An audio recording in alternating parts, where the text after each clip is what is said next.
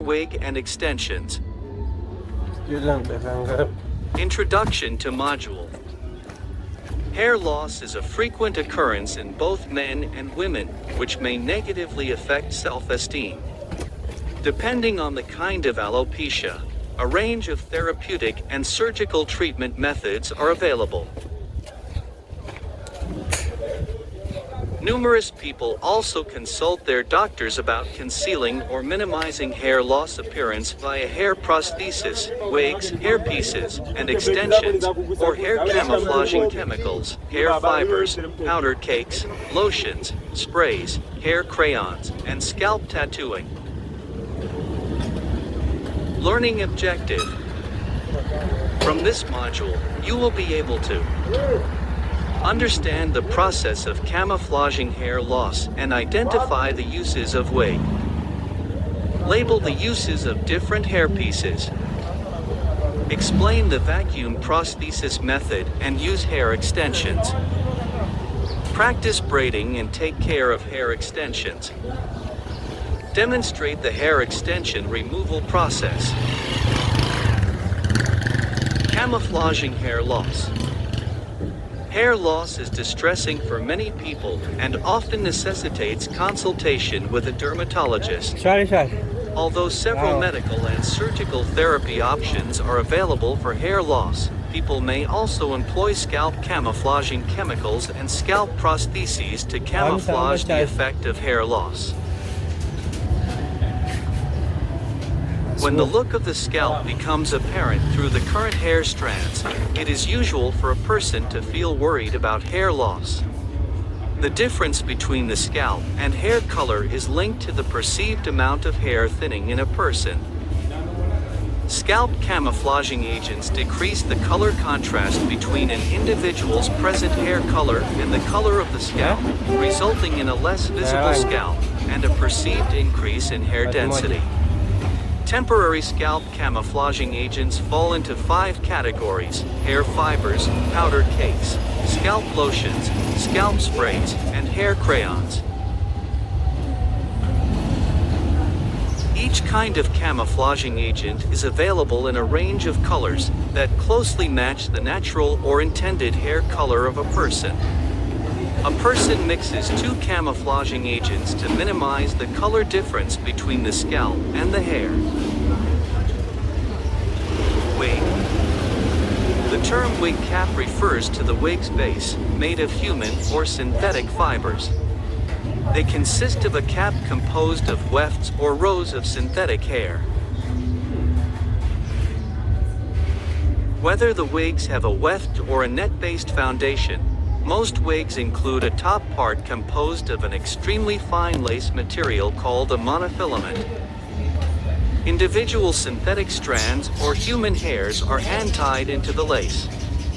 This function enables each knotted hair to be separated and combed in any direction, creating a highly realistic appearance for the wig. Monofilament wigs are a higher-end wig product and are much more costly than ordinary weft caps. The majority of wigs include adjustable straps at the nape of the neck to provide a secure fit. Typically, these adjustable straps are attached with Velcro, although they may also be attached using hooks that fit into pockets. Certain wigs have combs that help the wig fit securely against the scalp. The combs are put on existing hairs near the scalp to help in securing the wig. Individuals with severe alopecia cannot wear wigs with combs due to a lack of hair to attach the wig. The change of the wig depends on the duration and care. The duration is strongly linked with the amount of care provided to the wig and the kind of hair used. Typically, wigs are cleaned every 4 to 14 days. Hair pieces. Hair pieces are suitable for patchy hair loss and are attached to the hair using clips, balls, wefts, tape, or glue. Many hair pieces are available, including bandeaus, cascades, balls, wiglets, cascades, 3/4 cap wigs, and toupees. Hair pieces are often fashioned from animal hair, including horse, sheep, angora, and yak hair. A hairdresser may trim and style the hair to mix it with natural hair to decorate a wig for purchase. Integration wigs may also be beneficial for hiding patchy hair loss. Vacuum prostheses. Vacuum prostheses are an option for bald patients. Adults are more likely to accept these kinds of hairpieces than youngsters. They are very costly to produce and maintain, but may be worn throughout the exercise and most activities. Numerous individuals cannot use conventional wigs and hairpieces due to a lack of pre-existing hair to secure the prosthesis. Special prostheses are available for individuals who have total alopecia or permanent hair loss due to radiation treatment or other reasons. These are called vacuum prostheses because they use a custom-fitted hard cap secured in place by creating a vacuum between the scalp and the wig. Hair extensions. Hair extensions are strands of human hair products that are glued, braided, twisted, stitched, clipped, or fused to the existing hair fibers. In contrast to wigs, hair extensions are attached to the person's actual hair. Extensions are beneficial in carefully chosen patients with loss of hair. It provides people with intervals of hair and scalp respite from regular maintenance. However, interwoven hair extensions can exacerbate some forms of alopecia and increase traction and stress on existing hair. Hair extensions are thus not advised for individuals with active inflammatory-related symptoms and signs, erythema, pruritus, burning, scaling, or active alopecia areata. Braiding. Braids are the most often used technique of hair extension. Braiding can be done on or off the scalp. Braiding on the scalp entails the use of braids, sometimes referred to as cornrows. Braiding off the scalp incorporates a conventional plaiting method with the extension of individual hair strands. Fibers are connected firmly inside the braids, leaving the loose ends for a curling hairstyle. This method is popular with those who have short kinky hair yet want long straight hair. The primary disadvantage of braiding hair from the scalp is traction alopecia.